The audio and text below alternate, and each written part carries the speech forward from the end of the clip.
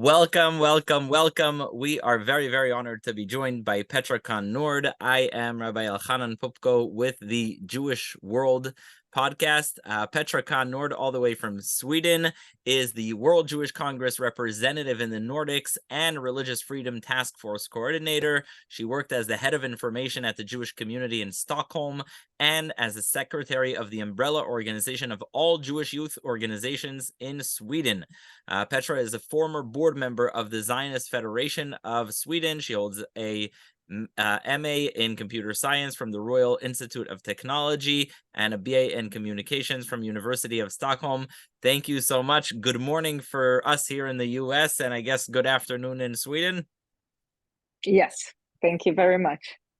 All right, so it's great to have you on. And when we speak about Sweden, sometimes we think of it as a small Jewish community, which is true, but nonetheless, it's a very, very important community. It has a lot of history, and I'd love to just talk to you about Jewish life in Sweden in general. So if I understand correctly, there's about 20 to 50,000 Jews. Is that so? Something like that? The number of Jews in Sweden? Yeah, that's what we generally estimated. Now, we don't really know because it's illegal to keep this kind of registered numbers. So we know how many people are members of the Jewish community. That's around 6,000 Jews in Sweden. And usually we say it's around 15 to 20,000. And that also depends how you count as Jewish, obviously.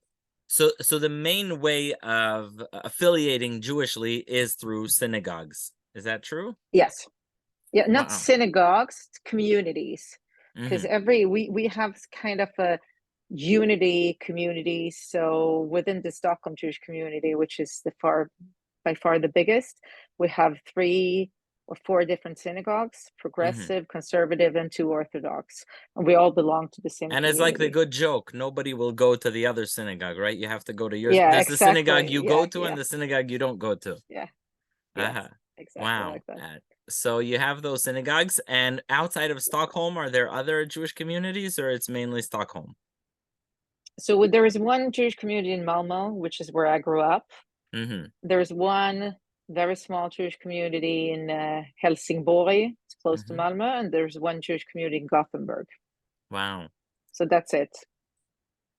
All right. And then in terms of people, the Jewish population, is it mostly Jews who've been in Sweden for generations, pre-World War II, after World War II, recent immigrants from the former Soviet Union? I know that Sweden has a very, very glorious history in the sense that it took in several Jews during the Holocaust, many Jews, and most famously Raoul Wallenberg is from Sweden. So what constitutes the community? What's the makeup? So mostly I would say it's after the Second World War. So Sweden didn't really take in so many during.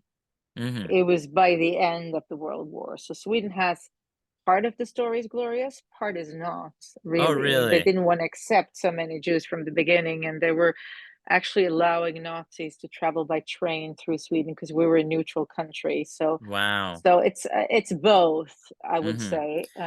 Growing up, all my friends had grandparents that came 45, more or less.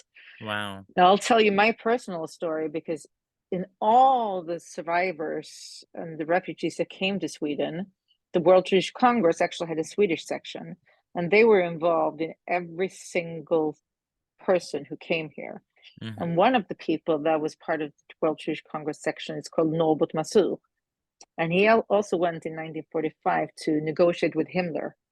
Wow. And he managed to save thousands of Jews. And that's actually the white buses that he worked together with the Swedish government. He's a Jewish person? Yes. And he's the one who saved my grandparents from Germany. I did not know this story. So just slow down there. So this person who is Jewish. Yes.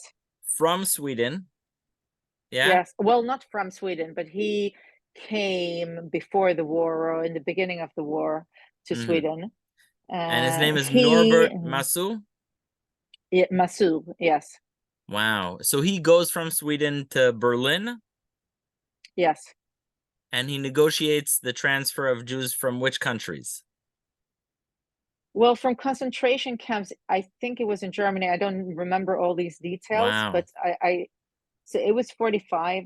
Actually, Mm-hmm. he was waiting in Himmler's house, and Himmler was at the birthday party of Hitler.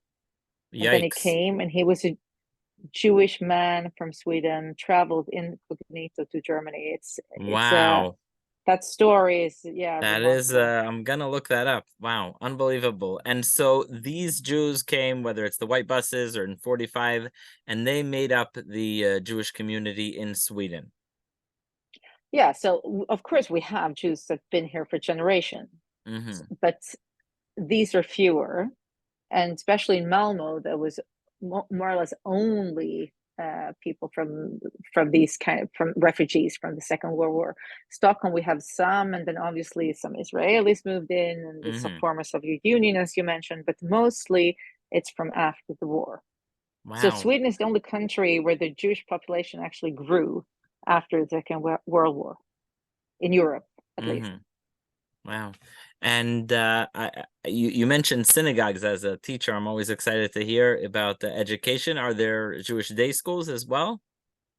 Yes, 2 schools, Mm-hmm. one in Stockholm, one in Gothenburg, and 3 preschools Wow. in And so Malmo, these Gothenburg, and Stockholm.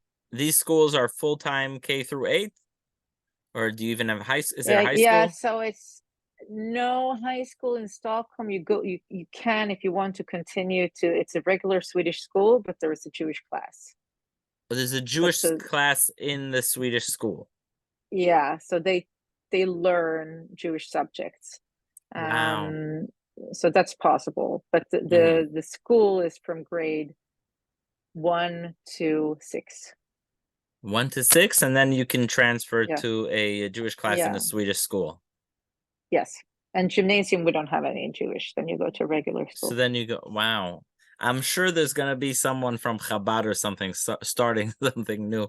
They're always opening No, the I'll tell schools. you, yeah, but Sweden, this is an interesting subject then. Swedish school system is very controlled, Hmm. and there's not allowed to be real private schools. So you Oh, have really? private schools, but they're financed through the state. So Wow. every pupil gets some money, which is great because education is free. Meaning every pupil gets funding for a school of their choice? No, so every school gets funding from the state, depending on how many students that have Got enrolled. it. Okay, but you can't just start your So own school. no, so it's you could, but it's really, really controlled, and you have to have the same curriculum everywhere. Right.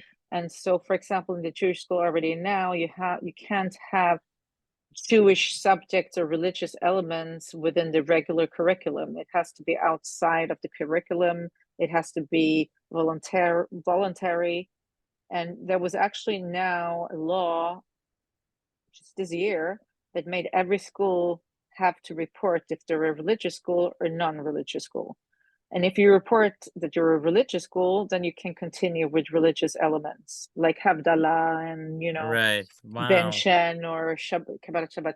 But if you report you're not a religious school, then you're not allowed to have any religious elements all through the school Yeah, day. but Doesn't matter if it's a break. that's the same thing in America, right? You have a public school and a Jewish school, and you can't teach Judaism in a public school. I don't No, think. no, this is for the Jewish schools. So in the Jewish It's the school, if you same. Yes, you can't. So if you don't report the Jewish school as a religious school, then you won't be able to teach any religious elements. yeah, but why don't you report it as a religious school? That's what it is, right? So I'll come to that. Okay, so now the schools didn't see that they had any opinion, any other choice, but there was a law proposal right before we changed the government to stop all establishment of religious schools. So they said Wow. they can't grow and no new ones can be established. So if you report My yourself as a God. religious school, you're in a situation where there might be that you can't grow. You can't have more Like you pupils. can't add more students if you're a religious school? No, yeah, because they don't want religious Wow. schools. That is So, unbelievable. so So they made a law that yeah, religious schools cannot grow. no, they didn't. That was a law proposal, It was a and then there was a proposal. change of government, Mm-hmm. and that law didn't continue. But if we'll have a change of government again, who knows? So the whole system, because everything is state financed, the Mm-hmm. state has a lot of demands and sayings and Wow. how to have a school. So we're Mm-hmm. really fighting now to make sure that Jewish schools can survive and that we can define ourselves Wow. what is So religious and what is not.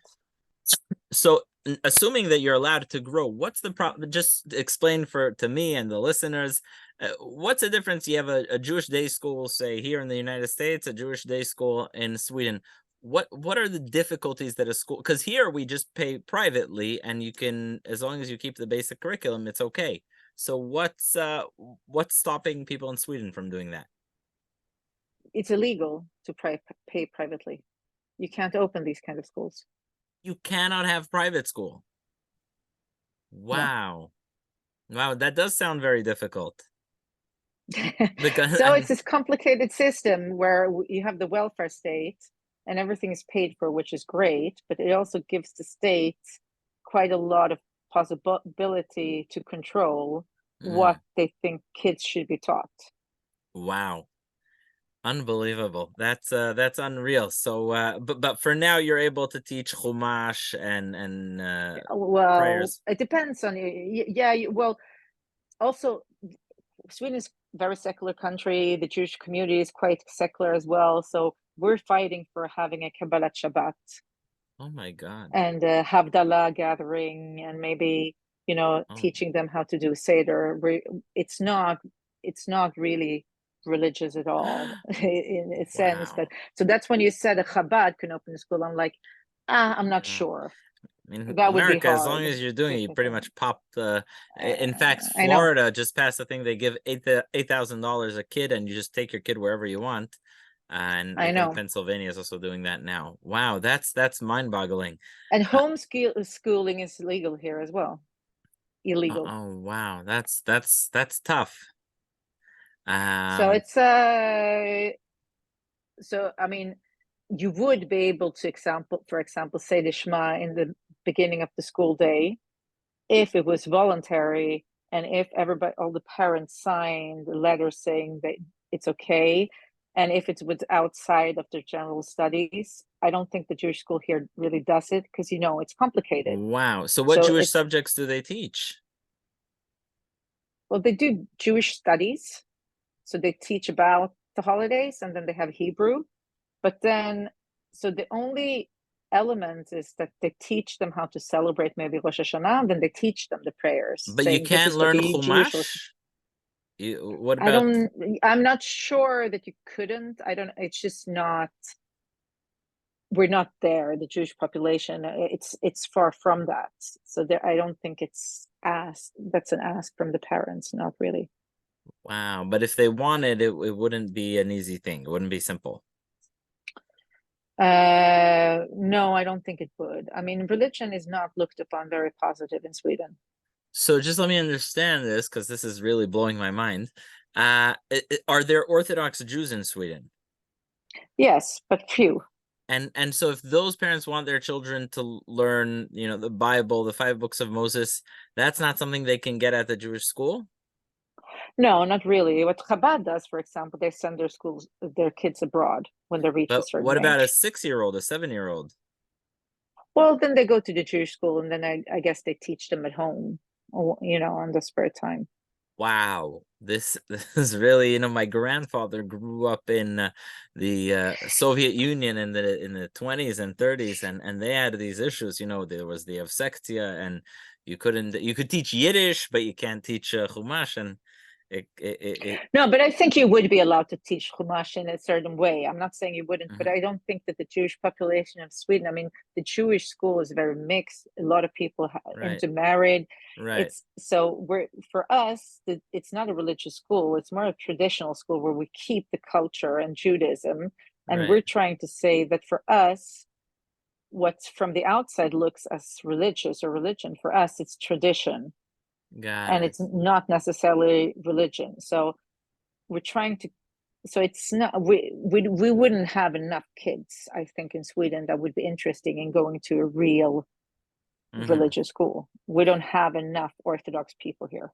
Right. But no, for example, I was teaching in New York, and we had kids from different backgrounds. Some kids came from religious backgrounds, some came from non-religious, or they call them sometimes community day schools, where basically you have kids from any background, and you still teach it, and what everyone does, they do. That's their own business. But, you do teach Chumash, and you do the prayers, and They teach some of it. I mean, but I think I understand coming from the US, it's such a different world. I mean, you this have a is different way of governance, how the state is built, and you have such a big, huge community of Jews. You can't really compare it.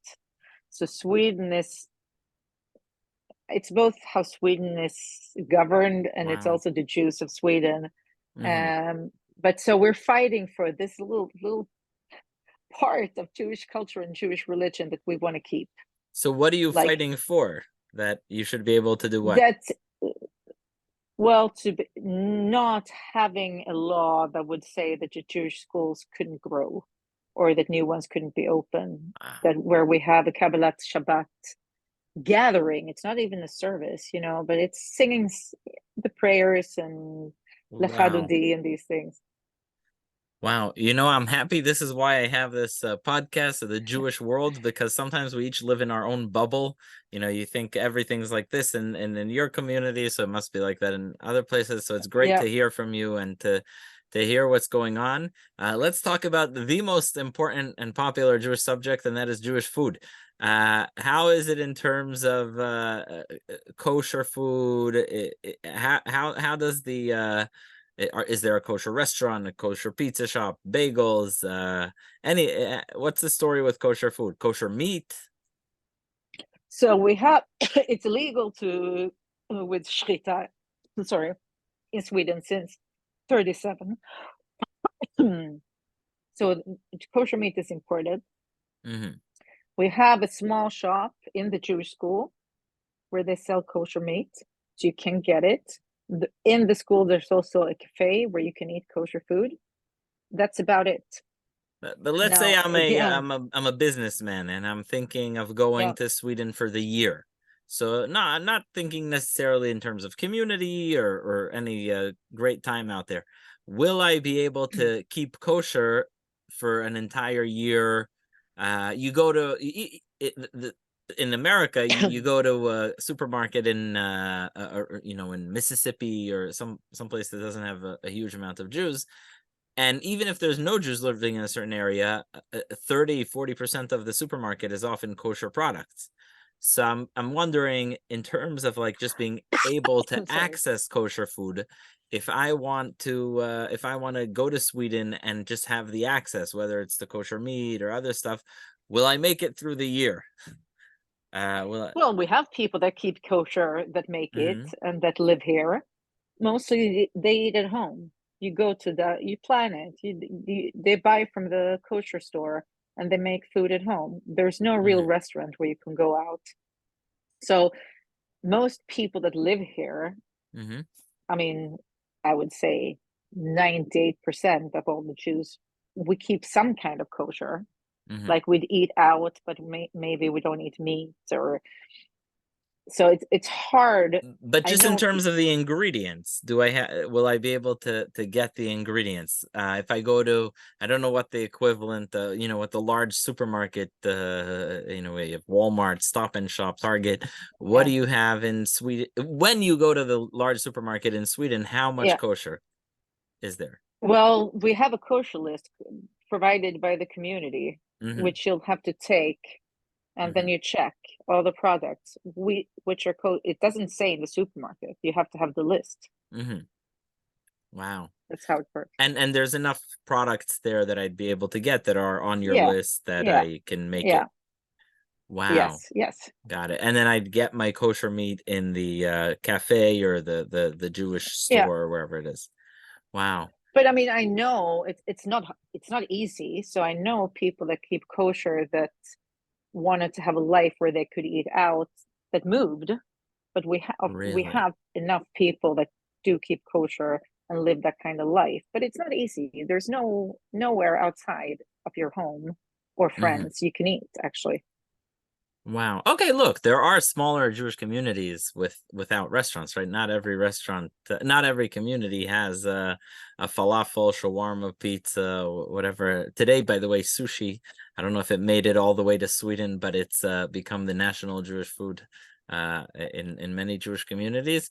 I guess I'm wondering, is there a specific Jewish Swedish food? Is there a dish that's a favorite that Well, what we eat a lot of is lax or salmon, locks? because that's, That's yeah. salmon is very good in Sweden. Mm-hmm. And so whenever you go to a Jewish party, or as growing up, it was a lot of lax. Mm-hmm. Wow. Okay. That's I think also popular here with bagels and cream cheese. Yeah. Just we've seen in the news the headlines, Sweden coming up a lot in terms of the burning of the Quran. Now there's news stories about people in Sweden wanting to burn a Torah scroll in front of the Israeli consulate or embassy. How has that been on the radar of the Jewish community? Has that impacted anyone's life? And what are your thoughts on this whole situation? So yes, of course, it has been quite a few burnings of the Quran, and it started.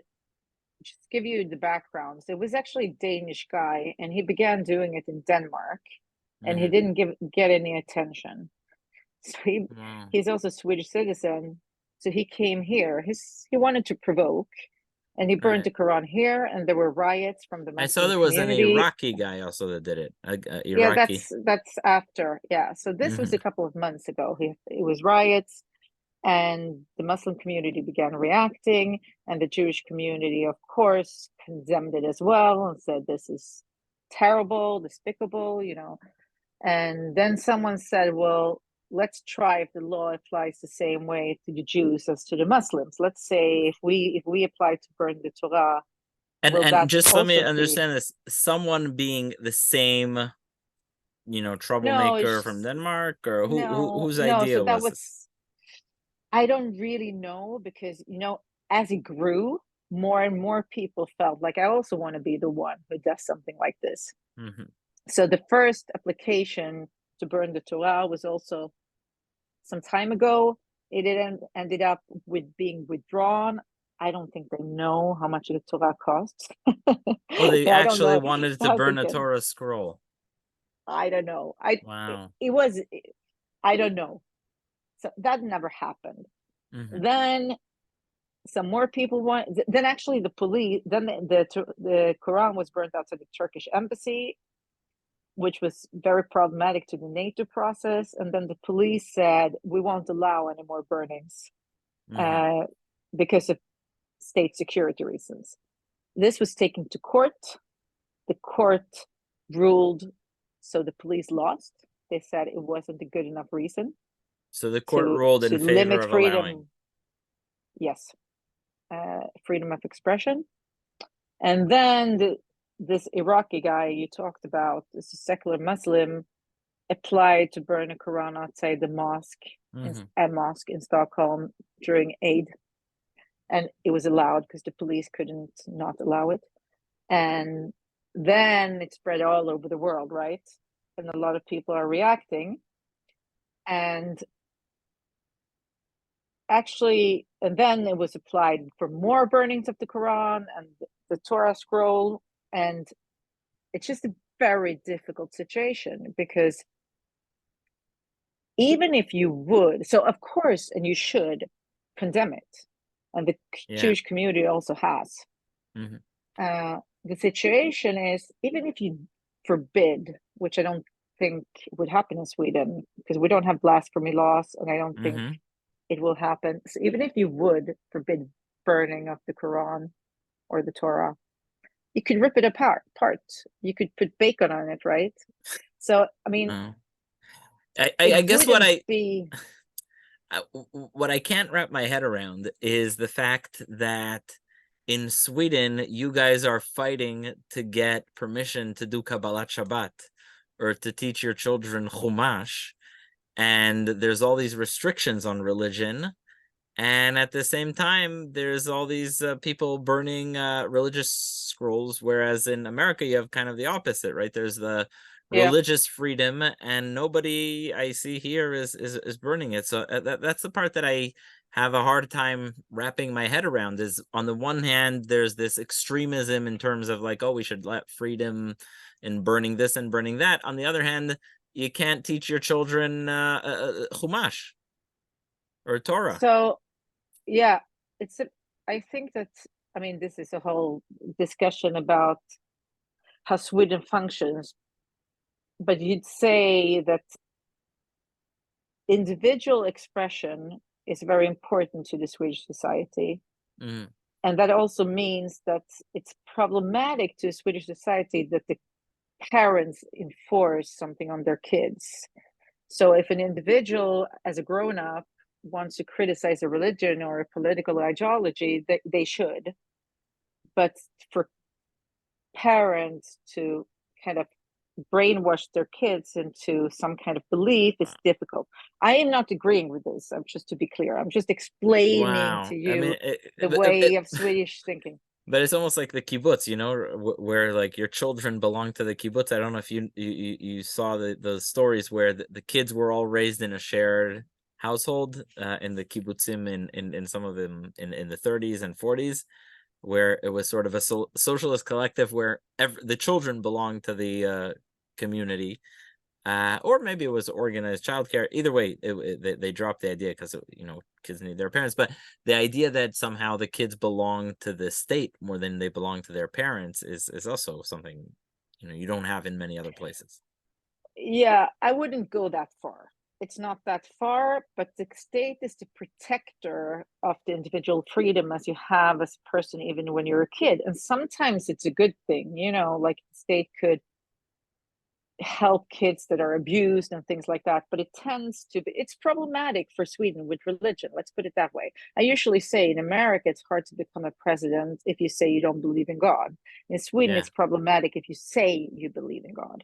So Right. religion is Wow. not, so we're fighting from a lot of different angles here. And for a lot of Jews in Sweden, of course it's religion, but it's also tradition. And from the outside it looks like religion, and as soon as religion is put into the mixture, Swedes tend to think, and to be fair, they don't care about their own religion that much either. Like they I wouldn't honestly don't know care if what they they're. burn the Bible. Well, it's Like they interesting wouldn't. because Jews were not allowed into Sweden. You said Sweden's actually one of the latest emancipators of Jews. I think emancipation in Sweden for Jews came at 1910, which is much later than Germany, France. Now, obviously, emancipation in Europe Mhm. didn't always mean, you have obviously what happened in Germany, but they were actually historically more restrictive in terms of saying that any Jew who wants to come in has to convert. But I guess Yeah. they got past that. Let me just it would be a huge loss not to talk about another topic that's been always in the news in terms of Jews and Sweden, the situation in Malmo. What is there still so much violence and anti-Semitism against Jews in Malmo? Has it calmed down a bit? Well, you're touching all these controversial topics. Let me just be clear with the burning of the books. Just to say, I think, and the Jewish community of Sweden thinks it's despicable and Mhm. it's morally indefensible. What I'm saying is just I don't know how to legally control it. First of all, I don't think Sweden will, and then I don't know how to do it.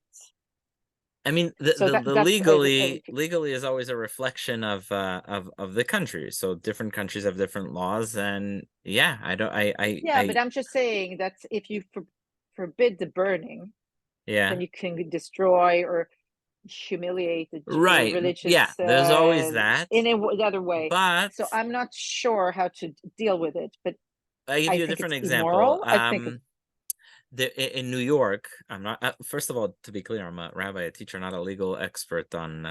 But just my impression. In New York, certain actions can be seen as a hate crime. So, for example, if someone burns a yes, gay flag, that's seen as targeting a group. And yes. so I do. look, there's a few points. It's being tried now. I actually forgot to tell you that. So the Iraqi guy who burned the Quran, he's being tried in court for hate crime. Wow. We'll see what happens with that, because if he could argue he's criticizing Islam, the religion, and then it will be hard, maybe, but to convict him. Well, it will be an interesting case. So he is charged at this moment. It will be tried. So basically what I'm saying is not anyways defending the act. Yeah, no, I mean, President it's Herzog condemned it. complicated. Yeah. I haven't we did seen as well. So I'm condemning it as well. I'm just saying I don't see an easy way in Sweden, knowing Sweden, that this will be made illegal. Like even the Central Jewish Council said, we don't want any blasphemy laws back.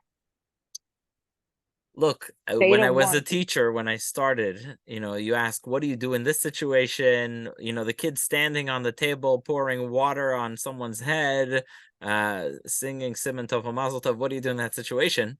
And the answer is, as a teacher, is don't get to that situation. And I think that's I agree. That's some of the issue in terms of Sweden, is that a lot these issues are coming. What's the law in New York in terms of book burnings? I don't know, but it's not an issue because and I think that's something that's missing in Swedish society, is that the needing to get to a place where people don't want to aggravate each other this way, and I think that's really the ideal. So I'll tell you, to answer your last question also, and it has to do with this. So Sweden, and I think it was a very good thing, Sweden took in a lot of immigrants from the Middle East, lots of refugees. And Sweden, I must say, I mean, we're criticizing Sweden a bit now, or it comes out like that. But I think it's a very, very good society, very nice people, and you have a really good life here, and you're taken care of. I must say that. And but it's a very different system than in the US. So, I mean, so we have different issues. But so what happened when Sweden took in so many immigrants during such a short time, it created tensions in the society. So we haven't been great with integrating these people.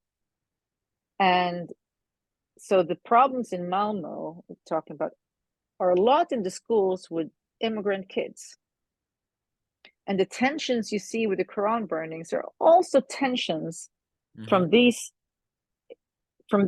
new immigrants trying to make a life in Sweden. Swedes reacting towards a lot of new ways of living, and I mean, it's all there. There's a lot of societal so Sweden change. Is yes, I would say, and Sweden was not ready for it. The Swedish society didn't know really how to handle it. I mean, the US is an immigration country. Right. You have had a long time of dealing with it. You have a completely different system where you're American, Iraqi, American, Jewish. In Sweden, there's no such a thing. We used to be, or we, not me, it used to be like it was the Swedish people, and very few were different. So we're just in a situation changing, and that hurts usually. So I think all the Quran burnings, everybody's trying. Where are the limits now with this completely new situation where we're in a global society? So it will take time to find the new society, let's say. More of harmony. And where are the limits? I believe that Rabbi Jonathan Sachs saw this in the UK, where it went from being a more homogeneous society to a multi-ethnic society, and that's when he spoke. I think it was who's now King Charles, and he wrote the book "The Home We Build Together: The Dignity of Difference." And he really pioneered in the UK the mindset change of going from a society that's not able to deal with different identities to one that can integrate different identities. I think his motto was integration, not assimilation. The idea is to let people keep their unique identity and not assimilate them. Assimilation sometimes is seen as like erasing a part of your identity, and I think a lot of the old model is just assimilation, whereas I think now the many European countries need integration. That's let me just, if you have a few more minutes, I know we said half an hour, Yeah. but if you have some more time, I'd like to talk about my favorite Swedish person, Raoul Wallenberg. Okay. How does his legacy impact the Jewish community? Is he something that's on the mind of everyone? It's interesting. I once spoke about him on Yom Kippur in synagogue, and someone came to me and said that their family was saved by Raoul Wallenberg, Swedish diplomat in Hungary. He saved many thousands of Jews. I saw some calculations that by now there are millions of people that are alive as descendants of people who were saved by Wallenberg. Is there a connection between the Jewish community and the Wallenberg family? Is he memorialized in some way? Is there anything between? I used to live in Washington Heights, right near Yeshiva University in New York, and there was a big park there, the Wallenberg Park. So is there any connection between his family, the Jewish community, etc.? Yes, for sure. There's a Wallenberg Academy, which is headed by his sister's granddaughter. I'm in contact with them. They're in contact with the community. They just made a outdoor museum, you could say, or a walk around Stockholm. And one of the stops is outside of the Jewish community, and which they did in cooperation. I mean, they were allowed to put it there. So, and they usually come at the commemorations of the Holocaust and all these things. And obviously, Raoul Wallenberg is looked upon with great admiration from the Jewish community and also from Swedes in general. Swedes are very proud, and he's looked upon as a hero. And I think, what he did is also one of the reasons why we took in so many immigrants during There was civil war. these. Yeah, but Sweden wanted to be a moral country. We wanted to be a country that helps people in need. And we learned from Raoul Wallenberg and from the end of the Holocaust that during the Holocaust we weren't so great, but after we did something good, and we want to continue that. And now now Sweden is dealing with, okay, how do we create a multi-ethnic society? Right. And for your question about Malmo, I didn't answer that.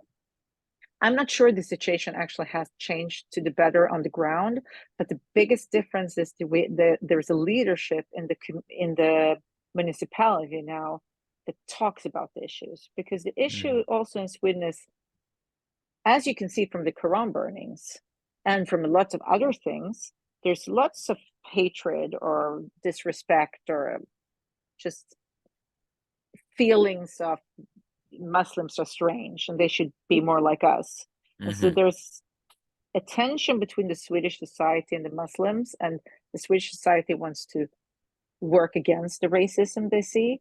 And then if you have, and of course there is anti-Semitism among the Swedes and the right-wing extremism. That's why it's interesting. Well. I saw something about that because Sweden didn't join the Nazis, but in the 1930s and 40s, there were very strong pro-Nazi movements in Sweden. Yes, so we have that as well. We have the political party that now supports the government. It's built upon a Nazi party. Wow. A right-wing populist party. I mean, they say they've taken care of their past. Wow. Different people say different things about it. But so you have a situation where there's one group who's the victims of racism, which is the Muslim community, which is also the perpetrators of anti-Semitism. Meaning you have these attacks in Malmo. Yeah, and maybe not so many attacks. Maybe it's just, verbal insults to Jewish students, but it's still a problem. And the Swedish society it was really hard for them to talk about it because it's two minorities. Exactly. And there's one minority is already in a sensitive position. Now, I think now it's better, and the leadership has seen it and they're working against it. But when they began, already so many people had moved away from Malmo. Now, some did just to get a better job or get a Jewish school, but some actually moved away because of the anti-Semitism. Wow. But not, I mean, so the leadership, and I think that gives a feeling of strength and support for the community, but it came maybe a bit too late. And yeah, so you see, we have lots of multicultural conflicts that we need to resolve to make it into advantage. And I think the Quran burnings are exactly that. Wow. That's what it's about, these tensions. Wow. Fascinating. Let me just as a rabbi, you guys finish Shabbat very late, right? How does it work there with Yes. the sunset? What time does Shabbat end these days, or Yom Kippur? How do you live with that? Because I hardly make it here in New York. It's sometimes so late. Yeah, that's hard. It depends also on where in Sweden you are. So the further north, I mean, you could almost have the sun not setting, then there's a Wow. set time, but it could end at 9:30 or something like that. I could Oh, check for you 9:30 is exactly doable. when it does, but 9:30 in the yeah, it's morning, or in meaning Saturday night? yes, That's not in the evening. terrible. That's And then you have in the winter, it ends really early, so you win some, you lose some. yeah. All right, Petra Kahn Nord, thank you so much. That was a real eye opener and fascinating to learn about the Jewish community in Sweden. And as we say, Kol Yisrael Achim, right? All of the Jewish people are Yes. brothers and sisters, no matter where we live. We're all connected in one way or another. So thank you for sharing your story. And I hope you either come visit the US one day, or maybe I'll get to visit Sweden one day, although probably not in the winter. But thank you. I appreciate it. Thank you for having me. Now, let me say, by finishing off that last thing, I would say we have actually, because we talked more about the problems, but Mm-hmm. I would say we have a very strong, active Jewish life here. Mm-hmm. It's a very vibrant, and there's lots of activities, and lots of people feel proud to be Jewish. And Mm-hmm. it's actually not a lot of people moving away from Sweden. So Oh. there is a sense of that you can create a future here, Mm-hmm. and that the society is on our side. So we talked more about the problems, but I also Mm-hmm. think it was worth mentioning for me. And with that, I say thank you for having me as well.